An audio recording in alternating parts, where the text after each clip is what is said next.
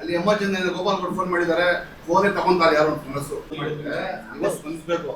ಅಲ್ಲಿ ಎಮರ್ಜೆನ್ಸಿ ಗೋಪಾಲ್ ಕೊಟ್ಟು ಫೋನ್ ಮಾಡಿದ್ದಾರೆ, ಫೋನೇ ತಗೊಂತಾರೆ ಯಾರು ಮನಸ್ಸು ಫೋನೇ ತಗೊಂತಾ ಇಲ್ಲ. ಆಮೇಲೆ ನನಗೆ ಫೋನ್ ಮಾಡಿದ್ರಿ, ನಾನು ಮಾತಾಡಿ ವ್ಯವಸ್ಥೆ ಮಾಡಿ ಹೇಳ್ಬೇಕು ಸರ್.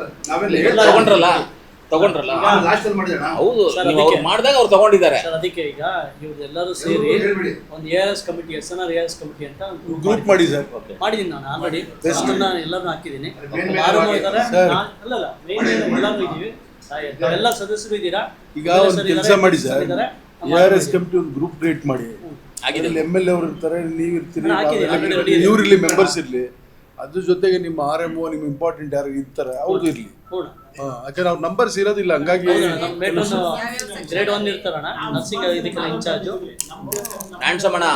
ಬಿಟ್ಬಿಡು, ಪಬ್ಲಿಕ್ ವಿಚಾರ ಮಾತಾಡ್ಬೇಡ.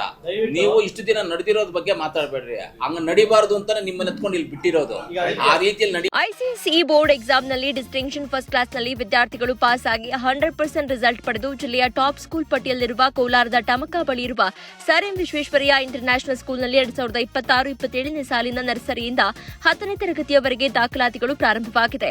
ಹೈಟೆಕ್ ಸ್ಕೂಲ್ ಬಿಲ್ಡಿಂಗ್, ಆಟದ ಮೈದಾನ, ನುರಿತ ಶಿಕ್ಷಕರ ಜೊತೆಗೆ ಸುರಕ್ಷಿತ ಬಸ್ ವ್ಯವಸ್ಥೆ ಕಲ್ಪಿಸಲಾಗಿದೆ.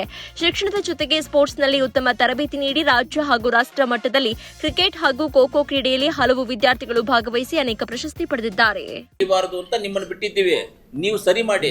ನೀವು ಇದನ್ನ ಸರಿ ಮಾಡಿಲ್ಲ ಅಂತ ನೀವೇ ಜವಾಬ್ದಾರಿ. ನೆಕ್ಸ್ಟ್ ಸರಿ ಮಾಡಿ, ನೆಕ್ಸ್ಟ್ ಮೀಟಿಂಗ್ ನಾವು ನೀವು ಸರಿ ಮಾಡಿಲ್ಲ ಅಂತ ಜವಾಬ್ದಾರಿ ನೀವೇ, ನಿಮ್ಮ ಮೇಲೆ ಜವಾಬ್ದಾರಿ. ನಿಮಗ್ ಪವರ್ ಇದೆ ಸರಿಪಡಿಸೋದು, ಸರಿಪಡಿಸುವಂತ ಪವರ್ ನಿಮ್ಮಲ್ಲಿದೆ. ಎಮರ್ಜೆನ್ಸಿ MRI ಮಾಡ್ಬೇಕಂತ ಅವ್ರು 2200 2800 ಕಟ್ಬೇಕಂತ ಹೇಳಿದ್ರು. ಅವ್ರ ಹತ್ರ ದುಡ್ಡಿಲ್ಲ, ಏನ್ ಮಾಡೋದು? ಇದೇ ಹೇಳಿದ್ದು. ಯಾಕಂದ್ರೆ ನೋಡಿ, ಅದೊಂದು ಆಪ್ಷನ್ ಕೊಡಿ, 1-2 ಸದಸ್ಯರಿಗೆ. ನಮ್ಗಲ್ಲ ಸರ್, ನಾವು ಯಾರ್ಯಾವ ಪ್ರಾಣ ರಕ್ಷಣೆ ಮಾಡಬೇಕು. ಅದೇ ಒಂದು ವಿಷಯ, ಇದೇ ನಾವು ಮಾಡೋದು. ನಮ್ಮ ಜಿಲ್ಲೆಯವರಾದ್ರೆ ನಾವೇನೋ ಮಾಡ್ತೀವಿ ಸರ್, ಕೊಡ್ತೀವಿ ಸರ್. ಎರಡನೇದು ತುರ್ತಾಗಿ ನಿಮ್ಮ ಒಬ್ಬರಿಗೆ ಫೋನ್ ನಾವೊಂದು 8 ಜನ ಇದ್ದೀವಿ. ನಿಮ್ಮದು ಸೇಮ್ 2 ಕೇಸ್ ಇರ್ತದೆ. 2 ಕೇಸ್ ಅವರು ಮಾಡ್ಕೊಂತಾರೆ, ನಾವು ಮಾಡ್ತಾರೆ. ನಿಮ್ಮ ಒಬ್ಬರಲ್ಲ, ನಾವು ಬೇರೆಯವರಿಗೆ ಯಾರಿಗಂತೂ ಒಂದು 5-6 ಜನ ಸರ್. ಈಗ ಸರ್ RMO ಇರ್ತಾರೆ ಹಾಸ್ಪಿಟಲ್ ಇಂಪಾರ್ಟೆಂಟ್ ಸರ್, ಅದೇ ಹೇಳ್ತೀನಿ ಸರ್. ನಮ್ಮ ಹಾಸ್ಪಿಟಲ್ ಇಂಪಾರ್ಟೆಂಟ್ ಆಗಿರೋದು ಒಂದು 4-5 ಜನ ಇದ್ದಾರೆ ಸರ್. ಒಂದು ನಾನು DS, ನೆಕ್ಸ್ಟ್ RMO. ಅದಾದ ನಂತರ ನಮ್ಮ ನರ್ಸಿಂಗ್ ಗ್ರೇಡ್ 2 ನರ್ಸಿಂಗ್ ಆಫೀಸರ್ ಬಗ್ಗೆ ಮಾನಿಟರ್ ಮಾಡಿ ಇದು ಮಾಡೋಕ್ಕೆ ಅವರು ಗ್ರೇಡ್ 1 ಗ್ರೇಡ್ 2 ಅಂತ ಇರ್ತಾರೆ ಸರ್. ಅದಾದ ನಂತರ ನಮ್ಮ ಲ್ಯಾಬು, ಮತ್ತು CT MRI, ಮತ್ತು ಎಕ್ಸ್ರೇ, ಇವ್ರನ್ನೆಲ್ಲರೂ ಆ ಗ್ರೂಪ್ಗೆ ಆ್ಯಡ್ ಮಾಡ್ತೀವಿ ಸರ್.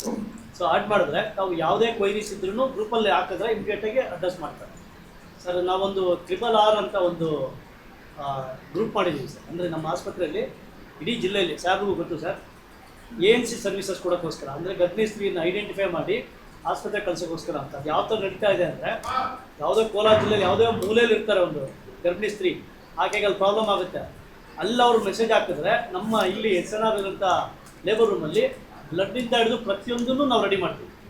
ಸೊ ಆ ಥರ ನಾವು ಫೆಸಿಲಿಟೀಸ್ ಇಟ್ಕೊಂಡಿದ್ದೀವಿ.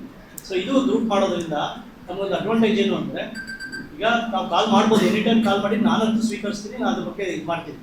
ಅಕಸ್ಮಾತ್ ನಾವು ಗ್ರೂಪಲ್ಲಿ ಹಿಂಗಿದೆ ಮೆಸೇಜ್ ಆಗ್ತದೆ, ಆಯಾ ಕನ್ಸರ್ನ್ ಇವರಿಗೆ ಹೇಳ್ಬಿಡ್ತೀವಿ, ಅವರೆಲ್ಲ ಗ್ರೂಪಲ್ಲಿ ಇರ್ತಾರೆ. ಸೊ ಅವ್ರು ಇಮಿಡಿಯೇಟಾಗಿ ಅಡ್ರೆಸ್ ಮಾಡ್ತಾರೆ, ಅಡ್ರೆಸ್ ಮಾಡಿ ಅವರೇ ನೋಡ್ತಾರೆ. ಅವ್ರು ನೋಡಲಿಲ್ಲ ಅಂದರೆ ನಾನು ಮತ್ತು ನಮ್ಮ RMO ನಾವು ಮಾಡ್ತೀವಿ. ಯಾಕಂದರೆ ಇಲ್ಲಿ 2 ಕೀ ಪೋಸ್ಟ್ ಸರ್ ಇಡೀ ಆಸ್ಪತ್ರೆಗೆ, ಡಿಸ್ಟ್ರಿಕ್ಟ್ ಸರ್ಜನ್ನು RMO. ಸೊ ನಾವಿಬ್ಬರು ಬೇರೆ, ನಾವು ಎಲ್ಲನೂ ಮಾನಿಟರ್ ಮಾಡಬೇಕು. ಜೊತೆಗೆ ಬೇರೆ ಬೇರೆಲ್ಲ ಅವರೆಲ್ಲ ನೋಡ್ತಾರೆ. ಸೊ ತಾವೇನಾಯಿತು ಡೈರೆಕ್ಟಾಗಿ ನಮಗೆ ತಿಳಿಸಿದ್ರೆ ಸಾಕು.